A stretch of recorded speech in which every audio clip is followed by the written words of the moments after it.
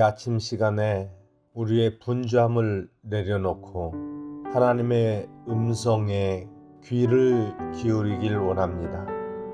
오늘 하루도 하나님과 동행하는 하루가 되기를 원합니다. 다 함께 사도신경으로 우리의 신앙을 고백하겠습니다. 전능하사 천지를 만드신 하나님 아버지를 내가 믿사오며 그 외아들 우리 주 예수 그리스도를 믿사오니 이는 성령으로 잉태하사 동정녀 마리아에게 나시고 본디오 빌라도에게 고난을 받으사 십자가에 못 박혀 죽으시고 장사한 지 사흘 만에 죽은 자 가운데서 다시 살아나시며 하늘에 오르사 전능하신 하나님 우편에 앉아 계시다가 저리로서 산자와 죽은 자를 심판하러 오시리라. 성령을 믿사오며 거룩한 공회와 성도가 서로 교통하는 것과 죄를 사하여 주시는 것과 몸이 다시 사는 것과 영원히 사는 것을 믿사옵나이다. 아멘.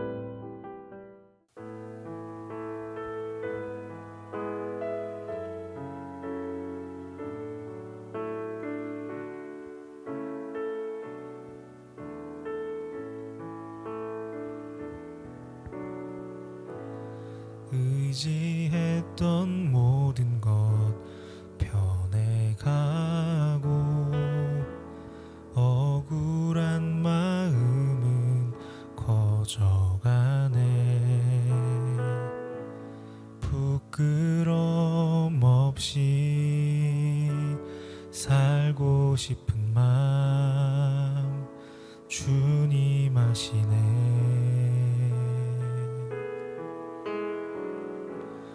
모든 일을 선으로 이겨내고 죄의 유혹을 따르지 않네. 나를 구원하신 영원한 그 사랑 그 신근혜 날 붙드시네. 주어진 내 삶이 작게만 보여도 선하신 주 나를 이끄심 보내. 중심을 보시는 주님만 따르네. 날 택하신 주만 의지해. 보이는 상황에 무너질지라도 예수 능력이 나를 붙드네. 보이지 않아도 주님만 따르네. 내 평생 주님을 노래하리라. 주어진 내 삶이 작게만 보여도 선하신 주 나를 이끄심 보내. 중심을 보시는 주님만 따르네. 날 택하신 주만 의지해. 보이는 상황에 무너질지라도 예수 능력이 나를 붙드네.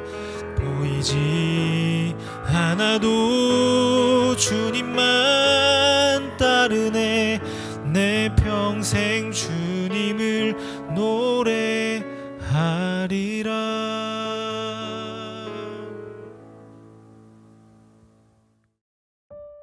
오늘 우리가 함께 나눌 말씀은 예레미야 29장 24절부터 32절입니다. 너는 느엘람 사람 스마야에게 이같이 말하여 이르라. 만군의 여호와 이스라엘의 하나님께서 이와 같이 말씀하여 이르시되 내가 내 이름으로 예루살렘에 있는 모든 백성과 제사장 마아세야의 아들 스바냐와 모든 제사장에게 글을 보내 이르기를 여호와께서 너를 제사장 여호야다를 대신하여 제사장을 삼아 여호와의 성전 감독자로 세우심은 모든 미친 자와 선지자 노릇을 하는 자들을 목에 씌우는 나무고랑과 목에 씌우는 쇠고랑을 채우게 하심이오늘 이제 내가 어찌하여 너희 중에 선지자 노릇을 하는 아나돗 사람 예레미야를 책망하지 아니하느냐. 그가 바벨론에 있는 우리에게 편지하기를 오래 지내야 하리니 너희는 집을 짓고 살며 밭을 일구고 그 열매를 먹으라 하셨다 하니라. 제사장 스바냐가 스마야의 글을 선지자 예레미야에게 읽어서 들려줄 때에 여호와의 말씀이 예레미야에게 임하여 이르시되 너는 모든 포로에게 전언하여 이르기를 여호와께서 느엘람 사람 스마야를 두고 이같이 말씀하셨느니라. 내가 그를 보내지 아니하였거늘 스마야가 너희에게 예언하고 너희에게 거짓을 믿게 하였도다. 그러므로 여호와께서 이와 같이 말씀하시니라. 보라 내가 느엘람 사람 스마야와 그의 자손을 벌하리니 그가 나 여호와께 패역한 말을 하였기 때문에 이 백성 중에 살아남을 그의 자손이 하나도 없을 것이라. 내가 내 백성에게 행하려 하는 복된 일을 그가 보지 못하리라 하셨느니라. 이것은 여호와의 말씀이니라. 아멘. 반갑습니다. 오늘 예레미야 29장 24절부터 32절을 중심으로 하나님의 마음이라는 주제의 말씀을 함께 나누겠습니다. 하나님께서 예레미야를 통해서 하나님의 말씀을 주셨지만 유다 백성들은 하나님의 말씀인지 아닌지가 아니고 그저 자기들이 듣고 싶어하는 것을 들으려고 했습니다. 자기들이 원하는 것을 하나님의 말씀이라고 규정했다고 말씀을 드렸죠. 그러면서 하나님의 말씀을 거부한 겁니다. 하나님의 말씀과 자기들이 듣고 싶은 거짓 선지자의 말 중에서 거짓 선지자의 말을 선택합니다. 그래서 하나님의 말씀은 우리의 감정을 곧바로 배려하지 않는다, 이렇게 말씀을 어제 드렸습니다. 우리가 지금 당장 듣고 싶어하는 말들을 들으려고 하고 그거를 하나님의 말씀이다 라고 말하고 싶어 하지만 하나님은 죽음으로 가는 줄도 모르는 채로 여전히 죽음으로 가는 우리들을 보면서 그냥 잘한다, 내가 너를 위로한다, 힘내라, 이렇게 하시지 않습니다. 하나님은 우리를 살리고 온전히 회복시키실 작정입니다. 그래서 우리는 종교라는 이름으로 외쳐지는 수많은 소리들 중에서 내가 듣고 싶은 소리를 하나님의 음성이다 이렇게 말하고 싶어 하지만 하나님께서는 그거 거짓 선지자다 라고 말씀을 하시는 겁니다. 그게 어제 본문이었습니다. 그리고 나서 오늘 본문으로 이어지는데, 자, 예레미야가 바벨론 포로로 끌려가는 사람들을 손에 편지를 하나 보냈는데 그 내용은 바벨론에서 하루라도 빨리 도망 나올 생각하지 말고 거기서 집을 짓고 농사를 지으면서 자식을 낳고 살라, 바로 이거였습니다. 그 편지의 내용을 다 보고 나서 스마야라는 거짓 선지자가 바벨론에서 이제 봤죠. 그때 예레미야를 빨리 죽여라, 저놈 아주 나쁜 놈이다, 하나님은 우리에게 복 주시기를 원하시 예레미야 말처럼 고난 가운데 두시는 분이 아니다, 이렇게 편지를 써서 다시 유대 땅으로 편지를 보냅니다. 예레미야는 바벨론에서도 성도로 사는 게 하나님의 뜻이다 라고 이야기하지만 하루빨리 기도해서 이 고난을 없애고 축복받는 게 우리가 할 일이다, 이게 스마야의 생각이었습니다. 그런 식으로 편지를 보내죠. 자, 예레미야 29장은 약 4개의 편지로 이루어져 있다고 말씀을 드렸는데 오늘 본문에도 그 편지의 내용이 나오는 겁니다. 먼저 24절을 보시면 너는 느헬람 사람 스마야에게 이같이 말하여 이르라. 만군의 여호와 이스라엘의 하나님께서 이와 같이 말씀하여 이르시되 내가 내 이름으로 예루살렘에 있는 모든 백성과 제사장 마아세야의 아들 스바냐와 모든 제사장에게 글을 보내 이르기를 여호와께서 너를 제사장 여호야다를 대신하여 제사장을 삼아 여호와의 성전 감독자로 세우심은 모든 미친 자와 선지자 노릇을 하는 자들을 목에 씌우는 나무고랑과 목에 씌우는 쇠고랑을 채우게 하심이오늘 이제 내가 어찌하여 너희 중에 선지자 노릇을 하는 아나돗 사람 예레미야를 책망하지 아니하느냐. 그러니까 스마야가 바벨론에서 유다로 다시 편지를 보냈는데 그 내용이 예레미야는 미친 사람이고 선지자 노릇을 하는 사기꾼이라서 하나님이 그의 목에 나무고랑과 쇠고랑을 채우는 거 아니냐. 그러니까 아직 유다에 있는 사람들은 빨리 예레미야를 책망하고 죽여라 이렇게 써서 보냈다는 거죠.